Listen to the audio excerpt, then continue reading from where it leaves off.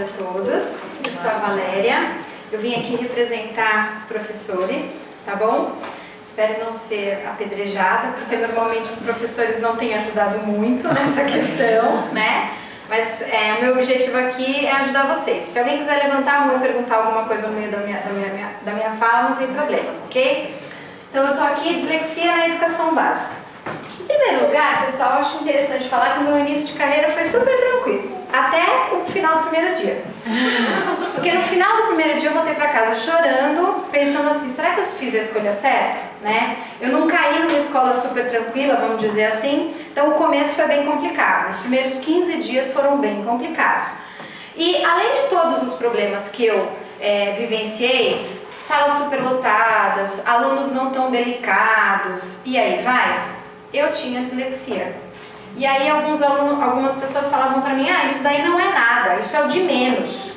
Mas eu já tinha alunos disléxicos lá naquela época.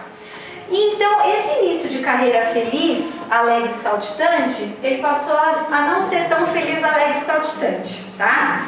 E aí vocês estão percebendo que eu estou usando os bonequinhos do filme Divertidamente, que eu acho que hoje cabia perfeitamente, porque vai relatar todo esse meu período. E aí eu voltava literalmente para casa chorando, tá? Na época eu morava com a minha mãe, e aí minha mãe já sabia que eu ia chegar em casa chorando e falava, mas por quê? Calma, você estudou, é só o começo, vai melhorar. Mas a cada dia eu pensava que não ia dar certo. Para vocês terem noção do meu desespero, eu cheguei um dia e ia até a Barão de Itapetininga, no centro da cidade, na central de concursos, porque eu ia abandonar a carreira docente. Eu falei, não quero isso pra mim, não é possível. Estudei direito, fiz tudo bem, por que eu tô sofrendo tanto em sala de aula, né? E aí, pra piorar a situação, eu também tinha medo, né? Medo do quê? Medo de não dar conta. Acho que todo professor que tem vontade de dar certo em sala de aula e começa a perceber no começo que a coisa tá muito ruim, surge medo, surge uma insegurança muito grande, e eu não estava longe disso. E eu também tinha raiva, porque eu perguntava para as pessoas algumas coisas e todo mundo me dizia assim, não, isso é normal. E também não me davam caminhos. Então eu chegava a perguntar especificamente sobre dislexia, mas você sabe o que é isso? Não, isso não é nada, isso é frescura, respondiam para mim. E alguns também não respondiam nada, falavam assim, você é nova, um dia você vai saber lidar com isso. Falava, tá, então tá bom, tô esperando envelhecer, quem sabe com os anos eu vou melhorar. E também tinha professor com cara de nojo pra mim, né? E aí eles falavam assim, não fui formada para dar aula para disléxicos, que é uma frase tradicional. Então, não fui formada para dar aula para alunos surdos, para alunos mudos, para alunos disléxicos, não fui formada para dar aula para aluno nenhum, né? Então, o meu entorno também não ajudava muito. E aí eu comecei a colocar em dúvida, né, a minha própria formação. Mas eu tinha certeza que a minha formação tinha sido boa. Eu estudei numa instituição cujas aulas existiam, não tinha greve, os professores eram preocupados, eu estudava, eu fazia todos os trabalhos, e aí o que tinha acontecido, né? Num determinado momento eu percebi, talvez a minha formação tenha sido muito teórica e não prática. Então eu vi muita teoria, mas e a transposição disso para a prática? De repente não aconteceu. E eu fiz letras. Na letras, alguém falou para mim algum dia de dislexia? Não, ninguém falou. Quando eu fiz letras? Em 95. Gente, em 95 é óbvio que ninguém teria falado para mim nada sobre dislexia. Mas eu não sei hoje. Será que na letras se fala de dislexia? Nos cursos de letras? Tá? Depois eu fiz pedagogia, cursei pedagogia completa. Olha como eu era esforçada, para entender o quê? Para entender tudo. Porque todo mundo falava para mim, menina, você é louca, você já fez uma graduação, vai fazer uma complementação pedagógica. E a minha resposta era, não, eu quero fazer direito, quero fazer um curso inteiro, quero melhorar. Fui fazer dislexia. Falaram de dislexia? Muito rapidamente, numa aula em que se falou de todos os distúrbios de uma vez só. É isso, uma sopa de letras, né? E assim, muito rapidamente, eles existem, mas de novo, e a prática? O que eu vou fazer com isso? Eu alfabetizei crianças, eu tinha de saber de dislexia. A Maria Virgínia foi uma mãe que foi atrás, ela descobriu praticamente a dislexia, mas todas as mães seguem o exemplo da Maria Virgínia? Eu creio que não. Então a escola poderia ajudar em muitas questões, mas também não tem ajudado. Não só com a dislexia, em tudo. Ao longo da minha trajetória eu já vi alunos que chegam ao Fundamental 2 com 4, 5 graus de miopia. Como? O menino entra na minha aula e fica... pra ler. Aí eu tirava o meu óculos e falava, põe aqui. Tô vendo, acho que eu tô precisando de óculos. Com 12 anos, ninguém percebeu 4, 5 graus de miopia? Tinha alguma coisa errada, né? Então verifica que a situação não era tranquila.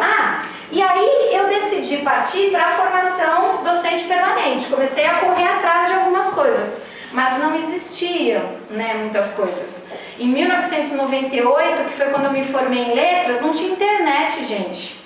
Não tinha internet. Em 99 eu comprei a minha última máquina de datilografar. Olha a situação, né? Hoje não. Hoje pela internet, graças a Deus, a gente consegue muitas dicas, mas naquela época a gente não descobria. Então era muito pior. Quem fala que hoje não pode correr atrás das coisas, não está muito ligadinho no mundo, né? E aí, só para voltar um pouquinho para a parte do medo, quais eram os meus principais medos? Número 1, elaboração de provas. Na faculdade, na própria faculdade, eu não tive muitos momentos de elaboração de prova. Tive uma professora que falou de elaboração de prova, ok, mas é difícil preparar a prova, né, gente? Só que às vezes a gente só percebe isso quando a gente vai preparar verdadeiramente para vários alunos. E a gente não entra numa escola e tem uma prova só para preparar, você tem várias. Então, na minha primeira escola, eu tive um 6º ano, 7º ano, 8º ano e uma 3ª série do ensino médio. Já eram 4 provas para preparar. E aí, como é que eu faço? Como é que eu dou conta de preparar tudo isso? Então, o processo de elaboração já era difícil. Quando eu comecei a dar aula, lembra, não tinha internet, então eu também não tinha computador. As provas podiam ser feitas à mão. Eu usei mimeógrafo, gente. Eu sei porque eu tenho essa cara de coisa fofa, mas eu já tenho quase 40 anos e eu usava mimeógrafo. Fazia a prova à mão. Depois eu comecei a datilografar as minhas provas, porque eu queria que as provas ficassem mais bonitinhas. Porque eu percebia que à mão a coisa não ficava tão bonita, né? E aí foi nesse momento que eu também comecei a preparar, perceber que na elaboração de provas eu tinha de pensar, por exemplo, no espaço que eu ia deixar para o menino responder, né? Aí que também eu comecei a perceber que os alunos eram diferentes. Então, por exemplo, eu faço aquela prova que eu coloco 5 questões, dou uma folha em branco e o menino responde na folha em branco. Na educação básica isso não dá certo. Na educação básica eu preciso colocar a questão, deixar um espaço para o menino responder, a outra questão, um espaço para o menino responder. Eu faço uma prova que tem uma questão, eu deixo um espaço em branco ou eu deixo linha? Comecei a perceber, tenho de deixar linha. Tenho de deixar linha, como a Maria Virgínia falou, 1,5 entre as linhas, se possível 2. Porque tem aluno que quando tem um espaço muito pequeno para ele escrever, ele também não escreve, ele desiste muitas vezes de escrever. Exagerar na quantidade de linhas. Valéria, mas e a floresta amazônica, né? Não tem jeito. É melhor dar mais espaço para ele se expressar do que deixar o menino se expressar num espaço pequeno. Tem professor que faz a prova, imprime e entrega. Eu não. Eu fazia minha prova, eu respondia à mão para ver a quantidade de linhas mesmo que eu ia usar, né? Dava mais trabalho? Dava, mas espera, eu não sou professora. Não gosto do que eu faço? Então vamos fazer direito, tá? Tipo de linha. Quando eu comecei a dar aula no computador, eu usava uma letra que chamava Disney Print. Eu gosto da Disney, gente. Era quase uma letra da Disney. Aí depois eu vi que não dava muito certo aquela letra, porque aquela letra não era boa para ler. Depois o que aconteceu? Eu passei a usar Comic Sans. Só que aí, graças a Deus, uma psicopedagoga que sabia que eu era uma professora preocupada disse pra mim assim: Valéria, o O e o A da Comic Sans são quase iguais. Disléxico não vai entender isso nunca. Eu falei, muito obrigada. Daí pra frente eu passei a usar Arial. Sempre Arial, tá? Arial, Calibri, Helvética, essas letras são boas, né, de forma geral. Então observa, alguém podia ter me falado isso, mas eu precisei aprender isso na porrada, né? Depois, o tamanho do texto que eu ia colocar nas provas de língua portuguesa era outro problema. Eu não podia colocar qualquer texto na prova. Eu achava que no começo não ia ter problema. Só que quanto maior o texto, pior para o aluno disléxico. Então eu passei a demorar mais para preparar a prova porque eu tinha de achar textos menores, tá? Tudo isso no processo de elaboração de provas. E além disso eu tinha uma outra questão. Eu trabalhava numa instituição, já trabalhei em uma delas, mais pra frente, que queria que eu fizesse uma prova diferente para o disléxico. E eu nunca gostei disso. Eu gostava de avaliar o texto do disléxico de uma outra forma, mas não dar uma prova diferente para ele. Só que as escolas às vezes pedem uma prova diferente. E aí eu ficava mal porque eu falava, mas não é legal. E o disléxico também falava para mim assim, mas Pro, por que a minha prova tem de ser diferente? Eles, inclusive, olhavam a prova diferente do outro. E aí eles percebiam, você faz prova diferente porque você é burro. Será que foi não é a escola que gerou isso? Não é o professor. A escola me obrigava a fazer isso. Então, eu tinha de corrigir a prova do disléxico de uma outra forma. Do mesmo jeito que tem professor que fala, não precisa olhar de quem é a prova. Sai corrigindo as provas e nem olha o nome do aluno. Não. Eu gosto de olhar. Falo, esse aqui é o Marcos, pera. Esse aqui é o Pipo, pera. Para ter certeza.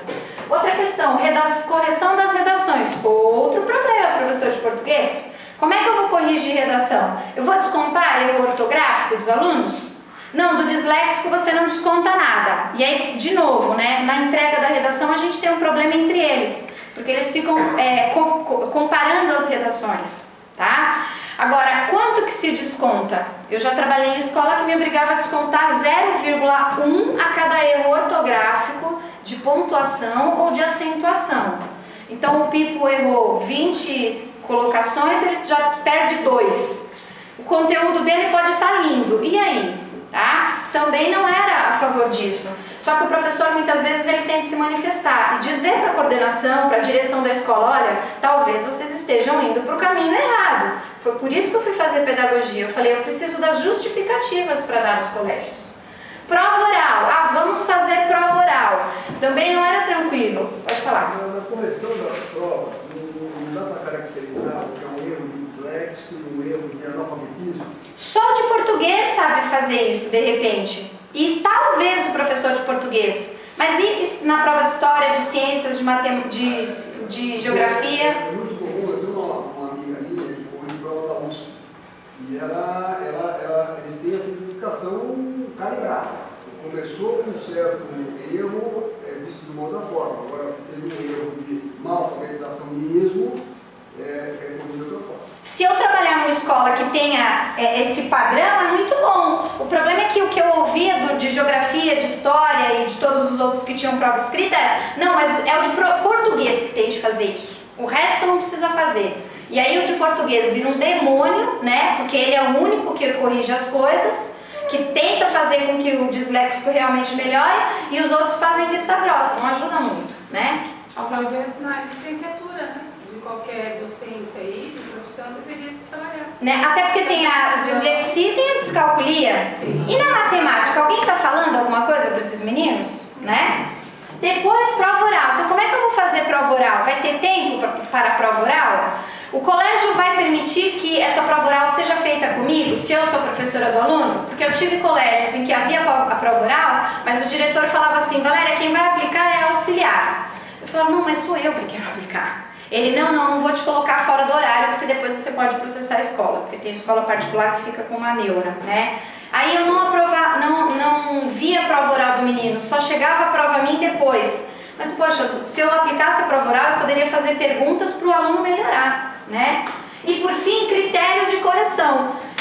Quando eu cheguei nesse momento, eu falei, agora acho que eu estou mais feliz. Era sempre o critério que tinha de ser diferente, não o instrumento de avaliação. Daí, pessoal, eu também percebi algumas coisas que eu gostaria de dividir hoje com vocês. Pedir ajuda é fundamental. Então, eu não tive informação na graduação em letras, não tive informação na pedagogia, e aí eu falei, ou eu corro atrás, ou eu vou continuar prejudicando os meus alunos. Número 1, pais e mães como a Virgínia são fundamentais. Se você tem um aluno disléxico, como eu tive o Pipo, e aí essa mãe é frequente na escola, conversa com a sua mãe. A Maria Virgínia era uma mãe que ia muito à reunião de pais. Nem ela sabe o quanto ela me ensinou quando ela ia na reunião de pais e às vezes contava as dicas, né? Olha, deu certo com o meu filho, de repente tente com o outro e assim por diante. Orientadores educacionais. Existem orientadores educacionais que conversam muito com alguns profissionais da área. Essas pessoas poderiam representar diamantes na escola. Se você tem um diamante perto de você, não tenha vergonha, pergunte. Pergunta mais simples, o que é dislexia? O que eu faço? O que eu não faço? Assim por diante. Uma vez um orientador educacional chegou para mim e falou assim: Valéria, com esse aluno tenta usar caderno quadriculado. Falei, caderno quadriculado? Como assim caderno quadriculado? Ele falou, você não vai usar o caderno com linha normal. Como ninguém entende nada que esse aluno escreve, utiliza caderno quadriculado. E aí você combina com ele que ele vai colocar uma letra em cada quadradinho. E letra de forma. Todo mundo passou a entender o menino. Porque com 3 ou 4 letras escritas da forma correta, dava para entender o resto. E aí observa, é um caderno, gente. Um caderno resolveu a vida do menino. Outra coisa que eu esqueci de falar lá no começo, eu trabalhei em escola que não deixava os alunos escreverem com letra de forma, letra de imprensa. A escola não lia a prova, só lia a letra cursiva. Graças a Deus, hoje está acabando, né? E psicopedagogas. Então, eu ia a alguns consultórios de psicopedagogas, com alguns casos eu falava, me ajuda, o que eu faço? Ah, Valéria, corrija as redações com cores. Utiliza canetinha, utiliza triângulo para acento, quadradinho para ortografia, grifa quando for pontuação. Essas pessoas, graças a Deus, foram me dando dicas, né? Isso tudo foi fundamental. Agora, alegria, gente, é tudo, né? Então, em sala de aula, eu comecei com alegria, eu tive lá um momento de choro, eu tive um momento de raiva, eu tive um momento de dar nojinho, que não queria dar aula para o disléxico. Mas, gente, quando a gente tem alegria, a gente tem disposição. Disposição para fazer a diferença. Todos os dias eu tenho de ter motivação para fazer algo diferente pelos outros. Você não pode ser só feliz no sábado e no domingo. Você tem que ser feliz todos os dias. Se você só é feliz aos sábados e aos domingos, você é uma pessoa muito triste. Busca uma motivação, né? A minha motivação é a minha sala de aula, é o meu marido que está aqui, é o dia que eu acordo e eu agradeço, mas busca uma motivação. E eu não podia ver meus alunos disléxicos ou qualquer aluno triste. Eu tinha de ajudar esse aluno. Então eu falei, vamos lá? Arregacei as mangas e tentei fazer alguma coisa, tá bom? Vou deixar para vocês o meu contato, se alguém quiser falar comigo, por e-mail, não tem problema. E é isso, gente. Muito obrigada. Um beijo.